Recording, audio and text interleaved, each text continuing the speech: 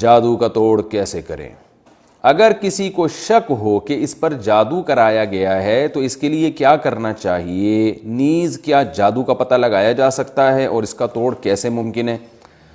یہ بھی نام نہیں لکھا یار بھائی. کسی کو شک ہے نا اس پہ جادو کرایا گیا، تو آج کل ہر آدمی کو یہ اپنے بارے میں یہ شک ہے کہ فلاں نے مجھ پہ جادو کرایا ہے. ایک نظر کے بارے میں ہر آدمی کو شبہ ہے کہ مجھ پہ نظر لگی ہے، یعنی ان کا خیال یہ ہوتا ہے میں اتنا حسین ہوں، اتنا خوبصورت انسان ہوں اور میں اتنا صحت مند ہوں کہ میں اگر بیمار ہوا ہوں تو یقیناً مجھ پہ نظر لگی ہوگی. ایک نظر کے بارے میں لوگ نظر لگتی ہے مانتا ہوں، جادو بھی ہوتا ہے، لیکن اتنا نہیں ہوتا جتنا آج کل لوگوں کو ہو رہا ہے.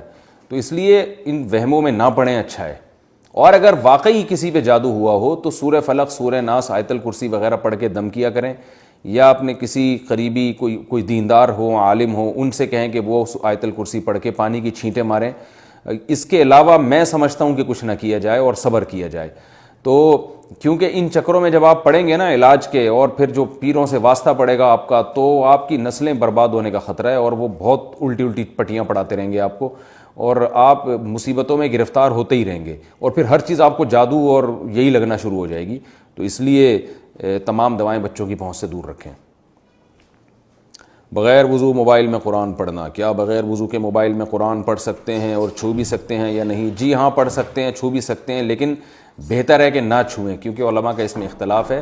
جس پیج پہ قرآن مجید کھلا ہوا ہے موبائل کے، تو اس پہ ہاتھ نہ لگانا بہتر ہے، لیکن لگا بھی سکتے ہیں، کیونکہ بہرحال وہ ڈیجیٹل فارم میں ہوتا ہے. اس میں علماء کی دونوں رائیں، احتیاط یہی ہے کہ نہ لگائیں.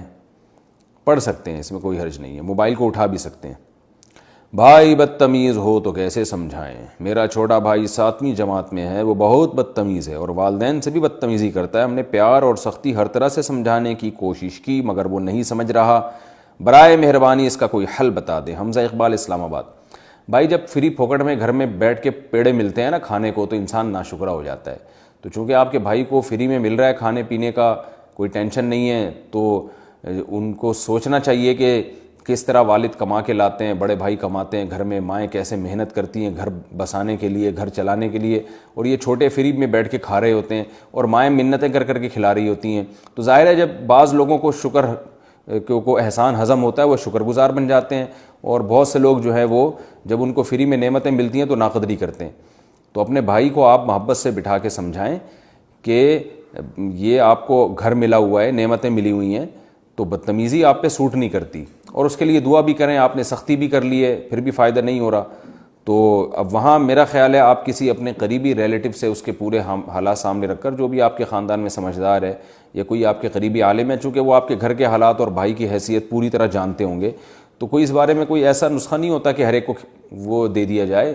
جب تک کسی کے انفرادی طور پر پوری ہسٹری اس کے سامنے نہیں آتی تو اس کے بارے میں کسی کو گائیڈ کرنا بہت مشکل ہوتا ہے.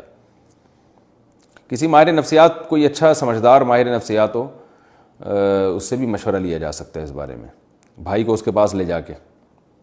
بیوی کو طلاق دی اور مہر ادا نہ کیا تو کیا حکم ہے؟ اگر کوئی مرد اپنی بیوی کو طلاق دے دے اور اسے حق مہر نہ دے تو شرعاً اس کا کیا حکم ہے؟ اس بارے میں رہنمائی فرمائیں. شیر شاہ کراچی.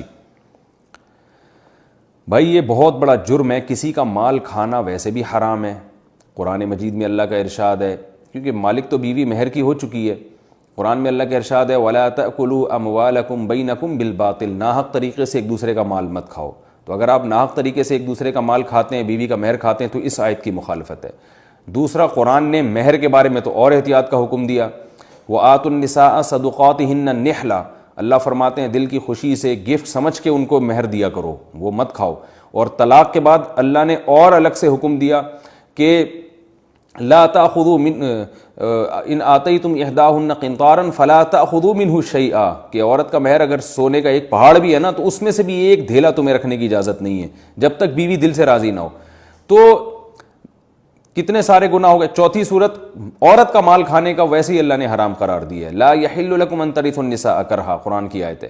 تو پتہ یہ چلا کہ بیوی کی پرمیشن اور دل کی رضا کے بغیر اس کا مہر کھا لینا، اس میں 4 طریقے سے گناہ ہے. ایک تو یہ کہ مسلمان کا مال کھانا، دوسرا یہ کہ جو ہے مہر کھا جانا، تیسرا یہ کہ اللہ نے حکم دیا کہ طلاق کے بعد تو ویسے بھی اور زیادہ، یعنی ایک تو طلاق نہیں ہوئی نا، اور ایک وہ طلاق ہو گئی ہے، اس کے بعد تو اللہ نے الگ سے حکم دیا ہے کہ تمہیں لازمی دینا پڑے گا، اور چوتھی صورت عورت کا مال کھانا۔ تو یہ 4 قسم کے گناہ ہیں بیوی کا مہر کھانے میں۔ ہاں اگر بیوی دل سے خوشی سے راضی ہو کہ مہر پورا معاف کر دے یا آدھا معاف کر دے دل کی خوشی سے، پھر رج کے کھائیں آپ۔